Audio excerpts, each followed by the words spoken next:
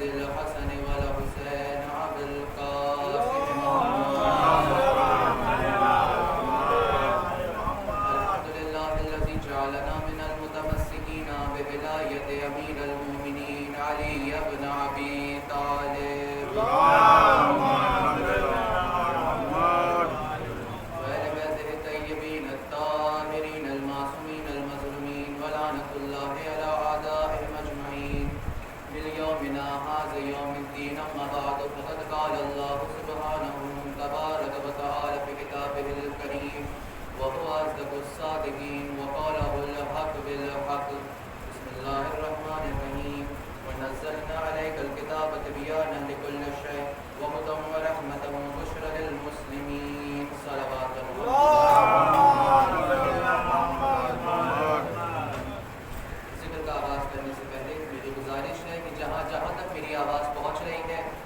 تمام لوگوں سے گزارش ہے کہ فرش ازا پہ تشریف لائیں. ذکر کا آغاز ہو چکا ہے. بار بار کہتا ہوں کہ وہاں بیٹھنے سے زیادہ اچھا ہے یہاں آ کے بیٹھ جائیں اس فرش ازا پہ. بہرحال ذکر کا آغاز کرتے ہیں. جو کل رات موضوع چل رہا تھا اسی موضوع کو آگے بڑھاتے ہیں. جو مجموعہ ہے اب تک کی خطابت کا وہ رسول پہ ہے اور خلیفہ رسول پہ ہے. انشاءاللہ اسی موضوع کو آگے لے کے بڑھا جائے گا. رسول اور خلیفہ رسول. اور آج کی اس مجلس میں امامت کی گفتگو ہوگی لیکن رسالت کے ذریعے. امامت کی گفتگو ہوگی رسالت کے ذریعے. اب یہاں پہ یہ ہے کہ اللہ نے جیسے اپنے حبیب کو سب سے بڑا بنایا ہے کہ اب اس کا جو وسیع آئے گا اس کی جگہ پہ آئے گا وہ بھی سب سے بڑا ہونا چاہیے. جیسے رسول بڑے ویسے ہی ان کا وسیع بڑا. یعنی رسول جو اس دنیا میں نظام لے کر آئے اور جو انقلاب پیدا کرنا چاہتے تھے تو وہ جو ان کا وسیع آئے وہ انہی کی نظروں سے اس نظام کو دیکھے اس انقلاب کو سمجھے. مجموعہ جز یہ نکلتا ہے کہ جو رسول کی جگہ آئے وہ رسول ہی کی طرح دیکھتا ہو اور دکھتا بھی ہو. ایک صلوات پڑھ دے کہ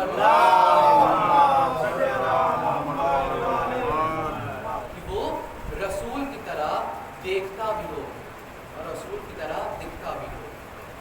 اور اللہ نے قرآن میں اپنے حبیب کی اتنی تعریفیں بیان کری ہیں, اتنی تعریفیں بیان کری ہیں. کیا کہا ہے اللہ نے؟ اللہ کہہ رہا ہے بسم اللہ الرحمن الرحیم وَأَنزَلْنَا إِلَيْكُمْ ذِكْرَ رَسُولًا کہ ہم نے اپنے محمد اپنے حبیب کو بلند بنایا ہے. اپنے حبیب کو اپنے رسول کو بلند بنایا ہے. پھر آگے ارشاد ہوا وَرَفَعْنَا لَكَ ذِكْرَكَ ہم نے ان کے ذکر کو بھی بلند بنایا ہے. کیا کہا؟ ہم نے اپنے حبیب کو بلند بنایا, ہم نے اپنے حبیب کے ذکر کو بلند بنایا. پھر کہا کہ وما محمد الا رسول کہ ہم نے ان کے اسم گرامی کو بھی بلند بنایا ہے. ہم نے ان کے اسم گرامی کو بھی بلند کرا ہے. کیا نام ہے؟ محمد نام ہے. یہ جو محمد نام ہے یہ ایسے حرفوں کا مجموعہ ہے, یہ ایسے حرفوں کا مجموعہ, یہ ہر حرف کا کوئی نہ کوئی مطلب ہے. انشاءاللہ کسی اور مجلس میں ارشاد کروں گا, یہ موضوع نہیں ہے. اب یہاں پہ اللہ نے قرآن مجید میں اپنے حبیب کے جسم کا بھی قصیدہ پڑھا ہے. ابھی کس کا؟ اللہ نے کہا کہ ہم نے اپنے رسول کو بلند بنایا, رسول کے ذکر کو بلند بنایا, ہم نے رسول کے اسم گرامی کو بلند بنایا. پھر اللہ نے قرآن مجید میں اپنے حبیب کے جسم کا قصیدہ پڑھنا شروع کرا. کیا اللہ کہہ رہا ہے؟ واللیل اذا سجا رسول کی زلفوں کا قصیدہ, الم نشرح لک صدرک رسول کے سینے کا قصیدہ, الذی انقض ظہرک رسول کی پشت مبارک کا قصیدہ, نار تقلق وجہی رسول کے چہرے کا قصیدہ, انزم ویا رسول کے کانوں کا قصیدہ, وما رمیت اذ رمیت رسول کے ہاتھوں کا قصیدہ, وما ینطق عن الہوى ان هو الا وحی یوحی رسول کی زبان مبارک کا قصیدہ, ما ضل صاحبکم وما غوی رسول کے دہن مبارک کا قصیدہ. اس کے بعد اللہ نے یہ کہہ کے بتا دیا کہ نون والقلم رسول کے دماغ کا قصیدہ, یہ پڑھ کے بتا دیا کہ میرا حبیب طغیان سے بھی دور ہے, عصیان سے بھی دور ہے اور زیان سے بھی دور ہے. ایک صلوات پڑھتے بار محمد قصیدہ پڑھ رہا ہے اللہ اپنے حبیب کا قرآن مجید میں. پھر ارشاد ہوا کہ وَنَزَّلْ عَلَيْكَ الْكِتَابَ کہ ہم نے جو کتاب ان کے قلب پہ نازل کرا ہے اس کو بھی بلند بنایا ہے. جو جس کتاب کو قلب محمد پہ نازل کرا ہے اس کو بھی ہم نے بلند بنایا ہے. اب یہاں پہ لوگ پہلے اس قرآن کی فضیلت کو سمجھے, اس قرآن کی عظمت کو سمجھے, تب سمجھ میں آئے گی اس کی عظمت کہ جس کے سینے پہ قرآن نازل ہوا. اللہ نے قرآن کا قصیدہ پڑھنا شروع کرا ہے. توجہ میری طرف ہے کہ وَنَزَّلْنَا عَلَيْكَ الْكِتَابَ تِبْيَانًا لِكُلِّ شَيْءٍ وَهُدًى وَرَحْمَةً وَبُشْرًى لِلْمُسْلِمِينَ. کیا اللہ کہہ رہا ہے قرآن تبیان ہے, قرآن بیان ہے, قرآن ہدایت ہے, قرآن رحمت ہے, قرآن بشارت ہے. پھر ارشاد ہوا ھذا بصائر من ربکم وہدی ورحمۃ للمؤمنین. قرآن بصیرت ہے, قرآن بصارت ہے, قرآن عقل ہے, قرآن شعور ہے, قرآن حجت ہے, قرآن دلیل ہے, قرآن فکر ہے. پھر اللہ نے ارشاد کرا وَنُنَزِّلُ مِنَ الْقُرْآنِ وَهُوَ شِفَاءٌ لِلْمُؤْمِنِينَ. قرآن شفا ہے, قرآن مشکل کشا ہے. پھر ارشاد ہوا وَمَنْ حَاجَكَ فِيهِ مِنْ بَعْدِ مَا جاءك من العلم. قرآن علم ہے, قرآن علم ہے. پھر ارشاد ہوا یا ایھا الناس قد جاءکم برہان من ربکم وانزلنا الیکم نورا مبینا. قرآن برہان ہے, قرآن نور مبین ہے. پھر ارشاد ہوا تبارک الذی نزل الفرقان علی عبدہ للغنا للعالمین نذیرا. قرآن فرقان ہے, قرآن حق اور باطل میں فرق کرنے والی کتاب ہے. پھر ارشاد ہوا انا نحن نزلنا الذکر وانا لہ لحافظون. قرآن ذکر ہے. اتنی قرآن کی فضیلتیں پڑھنے کے بعد کہ قرآن تبیان ہے, قرآن بیان ہے, قرآن ہدایت ہے, قرآن رحمت ہے, قرآن بصارت ہے, قرآن بصیرت ہے, قرآن بشارت ہے, قرآن عقل ہے, قرآن شعور ہے, قرآن حجت ہے, قرآن دلیل ہے, قرآن فکر ہے, قرآن علم ہے, قرآن برہان ہے, قرآن فرقان ہے, قرآن ذکر ہے. اتنی ساری صفتیں بیان کرنے کے بعد اللہ نے پھر کہا کہ قرآن عربی غیر ذی عوج, میری کتاب بے عیب ہے. کیا کہا؟ میری کتاب بے عیب ہے. اس قرآن میں کوئی عیب نہیں ہے. اب انصاف سے بتائیے, اگر میں اس ممبر پہ آ کے بیٹھ کے قرآن میں عیب نکالنا شروع کر دوں, کیا کریں گے آپ لوگ؟ ممبر سے کھینچ لیں گے, کہہ دیں گے کافر ہو گیا ہے, قرآن میں سے عیب نکال رہا ہے. کیا کہیں گے؟ مسلمان نہیں رہا. اما جب قانون ہے تو اسی کا رکھو کہ جب قرآن میں عیب نکالنے والا مسلمان نہیں ہو سکتا ہے تو رسول میں عیب نکالنے والا خلیفۃ المسلمین کیسے ہو سکتا ہے؟ صلوات پڑھ دے پر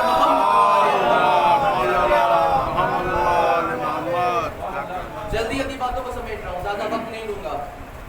یہاں پہ قرآن کی صفت بیان کیا ہے کہ اللہ نے جیسے اپنے حبیب کو بلند بنایا ہے, بڑا بنایا ہے, ویسے ہی اس کا وسیع بھی ہو, سب سے بلند, سب سے بڑا, تاکہ پریشانی نہ ہو. تو بات یہی ہونی چاہیے کہ جس نے رسول کو منتخب کرا, جس نے رسول کو بنایا, وہی شخص وہی بنائے وسیع رسول. جس نے بھی انتخاب کرا ہے, ہم ابھی نہیں جان رہے کس نے انتخاب کرا ہے, ابھی قرآن کا سہارا لیں گے. قرآن میں جب آدم کو زمین پہ بھیجا گیا, وہ وقت آیا للہ المثل الاعلیٰ کا, تو اللہ نے قرآن میں آواز دی کہ انی جاعل فی الارض, کہ ہم زمین پر خلیفہ بنا کے بھیجتے ہیں. کیا کہا؟ ہم زمین پر خلیفہ بنا کے بھیجتے ہیں.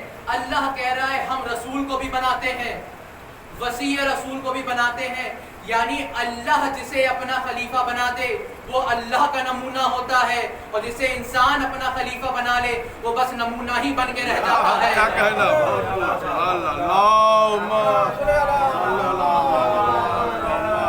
اس سے بہتر صلوات پڑھ دے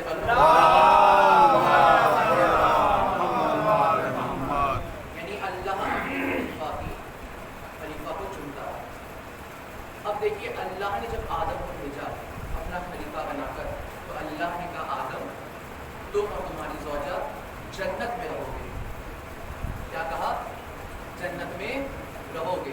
اس سے یہ بات ثابت ہو گئی کہ اللہ جب بھی اپنے کسی بھی خلیفہ کو زمین پہ بھیجتا ہے, کسی بھی ہادی کو بھیجتا ہے, تو جنت اس سے منسوب کر دیتا ہے. بات بہت گہری ہے. اللہ جب بھی اپنے کسی بھی وسیع کو بھیجتا ہے تو جنت اس سے منسوب کر دیتا ہے. اب یہاں پہ کیا ہو رہا ہے کہ اب بات آگے تھوڑا آئی ہے, آدم سے بعد میں آئیے. جب بات آئی ہے آسیہ کی, کیونکہ جنت جو ہے کوئی ہلکی چیز نہیں ہے جو ہم لوگ سمجھ رہے ہیں. جنت ہے بس ہے ہم لوگ چلے جائیں گے. قرآن میں دعائیں درج ہیں نبیوں کی, بیویوں کی, کہ اللہ انہیں جنت میں داخل کر دے. سب سے بڑی دعا ہے جناب آسیہ کی. کون آسیہ؟ وہ آسیہ کہ جس نے فرعون کے دربار میں رہ کر موسیٰ کو پالا. اللہ نے کیا کہا آسیہ کے لیے؟ ضرب اللہ مثلا للذین آمنوا امرأۃ فرعون, کہ ہم نے فرعون کی بیوی آسیہ کو مومنوں کے لیے نمونہ عمل بنا کے بھیجا ہے. توجہ نہیں دی. زوجہ کس کی ہے؟ فرعون کی. کس کی؟ کافر کی زوجہ ہے. نمونہ کس کے لیے ہے؟ مومنوں کے لیے ہے. اللہ نے کہا کہ ہم نے مومنوں کے لیے آسیہ کو ایک نمونہ بنا کے بھیجا ہے. پھر جناب آسیہ نے پالا ہے موسیٰ کو. جناب آسیہ نے پھر اللہ سے کہا اس قالت رب ابن لی عندک بیتا فی الجنہ, اے پروردگار مجھے جنت میں ایک گھر عطا کر دے. مجھے جنت میں ایک گھر عطا کر دے. کیوں مانگا جنت میں گھر؟ کیونکہ پالا ہے موسیٰ کو. مانگ لیا جنت میں گھر, اب اللہ عطا کرے گا جنت میں گھر. اس تاریخ میں صرف 2 شخصیتیں ایسی گزری ہیں, ایک نے موسیٰ کو پالا, ایک نے فخر موسیٰ کو پالا. بات نہ پہنچی ہو اور اچھے سے سمجھا دوں. کیا ہے؟ ایک باپ ہے, 2 بیٹے ہیں. بیٹوں سے باپ نے کہا امتحان میں, ایگزام میں اچھے نمبروں سے پاس ہو جاؤ, جو کہو گے وہ عطا کروں گا, جو کہو گے وہ دوں گا. یہ کہنا تھا. امتحان آیا, ایگزام آیا, محنت کری دونوں بیٹوں نے. پھر محنت کرنے کے بعد دونوں اچھے نمبروں سے پاس ہو گئے. اب وعدے کے مطابق دونوں آئے باپ کی خدمت میں. اب باپ نے کہا کہ تم دونوں اچھے نمبروں سے پاس ہو گئے ہو. پہلے والے سے پوچھا بتاؤ تمہیں کیا چاہیے؟ اس نے کہا ابا اسکول جانے میں تکلیف ہوتی ہے, سائیکل دلا دیجئے. اب یہ بتائیے باپ کیا کرے گا؟ دلائے گا کہ نہیں دلائے گا؟ اب سائیکل ہی دلائے گا کیونکہ مانگی ہی سائیکل ہے. ایک نے کہا سائیکل دلا دیجئے, اسے سائیکل دلائے گا کیونکہ اس نے سائیکل ہی مانگی ہے. دوسرے سے کہا تمہیں کیا چاہیے؟ اس نے کہا بابا آپ کی جو مرضی ہو. توجہ رہے. اس نے کہا بابا آپ کی جو مرضی ہو. اب یہاں پہ یہی تو قانون ہے کہ جو مانگے گا اسے اس کی اوقات کے مطابق دے گا, جو نہیں مانگے گا اسے اپنی حیثیت کے مطابق. اب آسیہ نے پالا ہے موسیٰ کو, لیکن مانگ لیا جنت میں گھر. اللہ دے گا جنت میں گھر. اللہ اب انتظار کر رہا ہے ابو طالب اب تو کچھ مانگے, ابو طالب اب تو کچھ مانگے, ابو طالب اب تو کچھ مانگے. ابو طالب نے کچھ نہ مانگا. آواز کبریہ آئی, اے ابو طالب آسیہ نے موسیٰ کو پالا, تم نے فخر موسیٰ کو پالا. آسیہ نے جنت میں گھر مانگا, میں اسے جنت میں گھر عطا کروں گا. میں آسیہ کو آسیہ کی اوقات کے مطابق دوں گا, تمہیں اپنی حیثیت کے مطابق دوں گا. آسیہ نے مانگا ہے جنت میں گھر, اسے ملے گا جنت میں گھر. تم بس ایک کام یہ کر لینا, 13 رجب کو چلے آنا, میرا گھر لے جانا.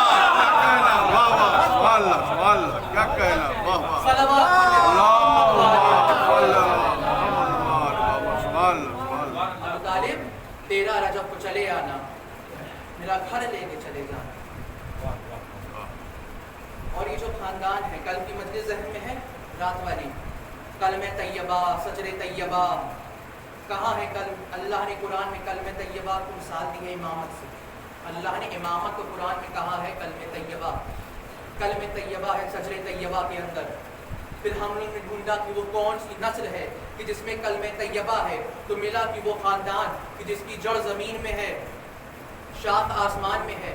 اب یہ خاندان تو ہمیں مل گیا, لیکن اس خاندان پہ 2 ایسے صاحبان ہیں کہ جن کا بہت احسان ہے. اس خاندان پہ بہت احسان ہے. پہلے کون؟ جناب خدیجہ, بہت احسان ہے. پہلی مجلس جو تھی میری جناب نور سے متعلق, اس میں بھی پیش کرا تھا جناب خدیجہ نے کیسے تبلیغ دین میں مدد کری تھی.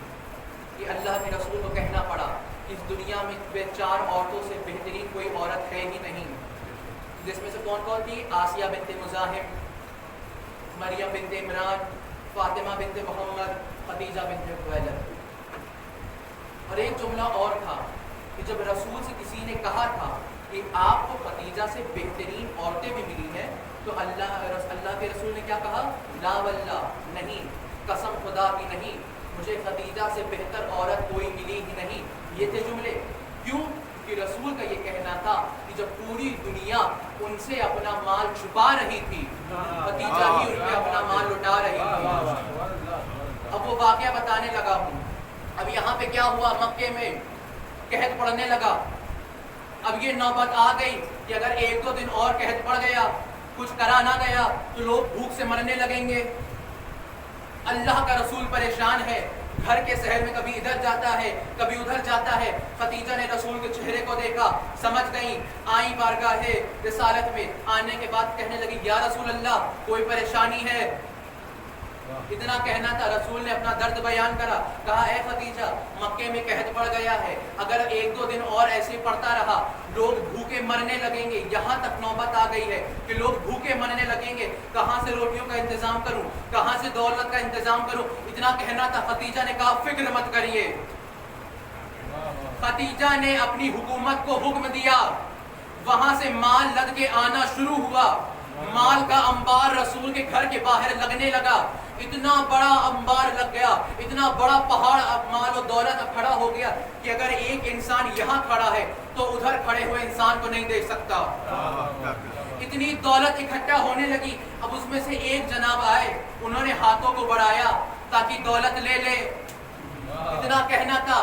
خدیجہ کی آواز اندر سے آئی، خبردار ہاتھ نہ لگانا.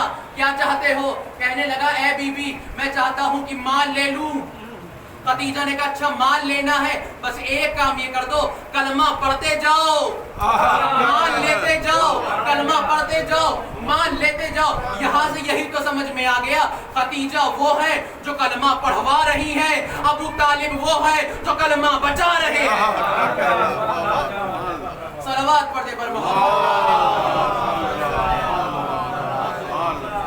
یہ ایک صاحبان، یہ ایک شخصیت جس کا احسان ہے خاندان بنی ہاشم پہ. دوسرا کون؟ ابو طالب. ابو طالب کون؟ وہ ابو طالب جس کو اللہ نے اپنا حبیب سونپ کر اپنی پناہ کہی ہو.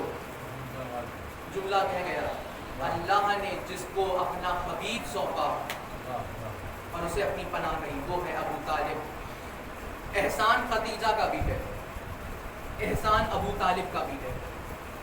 آواز کبریا آئی، یہ اے میرے حبیب تم ہو میرے نبی، تم کو آنا ہے میرے پاس واپس. تمہارے پاس بات چل رہا ہے سلسلہ امامت. اگر میں نے سلسلہ امامت کو خدیجہ کی نسل میں دے دیا تو گویا میں نے ابو طالب کا احسان پورا نہ کرا. اگر میں نے سلسلہ امامت ابو طالب کی نسل میں دے دیا تو گویا میں نے خدیجہ کا احسان پورا نہ کرا. اے میرے حبیب ایک کام یہ کرتے ہیں، کسی دن ٹہلتا ٹہلتا میرے پاس عرش کی بلندی پہ آ جا، وہاں بیٹھ کے بات کرتے ہیں. خدیجہ کی بیٹی لیتے ہیں، ابو طالب کا بیٹا لیتے ہیں. صلوات پڑھتے پر